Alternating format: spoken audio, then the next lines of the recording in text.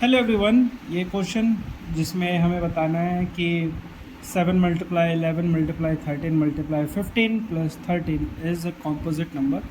और same year हमें इसी तरीके से ये भी बताना है कि जो ये दूसरा क्वेश्चन है 7 multiply 6 multiply 5 multiply 4 multiply 3 multiply 2 multiply 1 plus 5 is a composite number. So हमें सबसे पहले ये समझना पड़ेगा what is composite number, what is composite number. And जैसे ही हम इसको, अगर हमारे को कॉन्सेप्ट क्लियर हो जाएगा तो हम ये क्वेश्चन बहुत ईजिली कुछ सेकंडों में इस क्वेश्चन को सॉल्व कर सकते हैं। तो लेट्स स्टार्ट। आपको दो चीज़ पता होगा। सबसे पहला चीज़, प्राइम नंबर क्या होता है। सो प्राइम नंबर बेसिकली उन नंबर्स को कहते हैं जिनके दो फैक्टर्स होते हैं, ठीक है ना। सिर्फ दो ही फैक्टर होते हैं, ओनली टू फैक्टर। और वो फैक्टर कौन है? One and itself, number itself. तो ये प्राइम नंबर होते हैं और इसका जो कॉन्ट्ररी होता है यानी अपोजिट होता है उसे हम कहते हैं कॉम्पोजिट नंबर। सो जो कॉम्पोजिट नंबर होता है वो ऐसे नंबर होते हैं जिनके एटलीस्ट 3 फैक्टर्स होते हैं, जिनके कम से कम 3 फैक्टर हो, उनको हम कॉम्पोजिट नंबर कहते हैं। तो for example 4 is the smallest composite number because it has 3 factor 1, 2 and 4. 6 is a composite number because it has 4 factor 1, 2, 3 and itself 6. So 4 and 6 again. If 8, 9, 8, 9, 10 and 12, 14 are the composite number and so on are the composite number. So these are the composite number. और मैंने आपको बता ही दिया prime numbers वो होते हैं जो जिनके सिर्फ दो ही फैक्टर होते हैं, यानी कि जैसे 2, 3, 5, 7 और फिर उसके बाद 11, 13 ऐसे ही 16। नाउ अब हमें ये प्रूव करना है कि हम ये जो नंबर है 7 multiply 11 multiply 13 plus into 15 plus 13, ये कॉम्पोजिट नंबर कैसे है।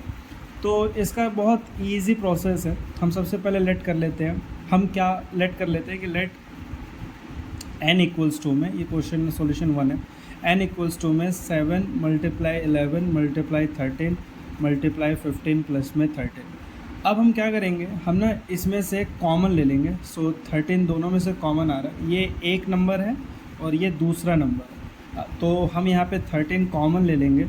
तो जो अंदर बचेगा वो क्या बचेगा? 7 मल्टीप्लाई 11 मल्टीप्लाई 15 एंड प्लस में यहाँ पर क्या हो जाएगा? प्लस में 1, क्योंकि 13 मल्टीप्लाई 1 रहा होगा। अब सपोज़ ये कोई नंबर होगा तो इस नंबर को हम कोई नया नंबर मान लेते हैं। Let suppose this is m। Here m equals to में 7 मल्टीप्लाई 11 मल्टीप्लाई 15 प्लस में 1। नाउ अगर हम इसको ध्यान से देखें तो बाय यूक्लिड डिवीज़न लेमा हम ये कह सकते हैं कि ये जो नंबर है, कोई भी नंबर 1 से तो डिवाइड होगा, तो इसका मतलब हम लिखेंगे सिंस 1 डिवाइड्स n, 1 n को डिवाइड करता है। ये लॉजिकल है कि 1 जो है वो n को, हम कोई भी नंबर को हमेशा डिवाइड करेगा। दूसरा, कोई भी नंबर अपने आप को डिवाइड करेगा ही करेगा, तो हम लिखेंगे n डिवाइड्स n। भाई कोई भी नंबर अपने आप को डिवाइड करता है, सो देयरफॉर हम लिखेंगे n डिवाइड्स n। और तीसरा, अगर हम ध्यान से लॉजिकली देखें, क्योंकि हम n इक्वल्स टू 13m लिख पा रहे हैं, तो इसका मतलब क्या है कि जो 13 है वो भी n को डिवाइड कर रहा है, तो 13 डिवाइड्स n। तो अगर यहाँ से देखा जाए तो n के पास में अब 3 फैक्टर है, 1, 2, 1, दूसरा खुद वो नंबर और तीसरा 13। क्योंकि किसी भी नंबर के अगर 3 फैक्टर हो जाते हैं तो हम ऐसे नंबर्स को कॉम्पोजिट नंबर कहते हैं। तो हम लिखेंगे since n has at least 3 factor, therefore it is a composite number, it is a composite number। so ये composite number है, ठीक है। सेम, लेट्स स्टार्ट और लेट्स बिगिन। सबसे पहले हम क्या करेंगे, हम लेट कर लेंगे late n is this number 7 into 6 into 5 into 4 into 3 into 2 into 1 and plus में 5। नाउ हम इसके बाद क्या करेंगे, हम इसमें ये 5 को कॉमन लेंगे। जैसे ही हम यहाँ पे 5 कॉमन लेंगे तो ये क्या अंदर दिखने लगेगा? 7 multiply 6 multiply 4 multiply 3 multiply 2 multiply 1 and plus में 1। अब ये कोई एक नंबर होगा, हमें इसमें कोई इंटरेस्ट नहीं कि ये नंबर क्या आने वाला है, हमें मल्टीप्लाई करके भी दिखाने की ज़रूरत नहीं है। तो हम इस नंबर को हम मान लेते हैं, let's suppose this is p, हम कोई भी मान सकते हैं, दिस इज़ अ वेरिएबल। तो where p is equals to क्या है 7 multiply 6 multiply 4 multiply 3 multiply 2 multiply 1 plus 1। अब अगेन हम वही चीज़ लिखेंगे कि यहाँ पर जो है क्या कहते हैं 1 जो है वो n को डिवाइड कर रहा है, 1 डिवाइड्स n। फिर हम लिखेंगे n डिवाइड्स n, भाई कोई भी नंबर अपने आप को डिवाइड तो करेगा ही करेगा। एंड लास्ट में हम लिखेंगे कि 5 डिवाइड्स n।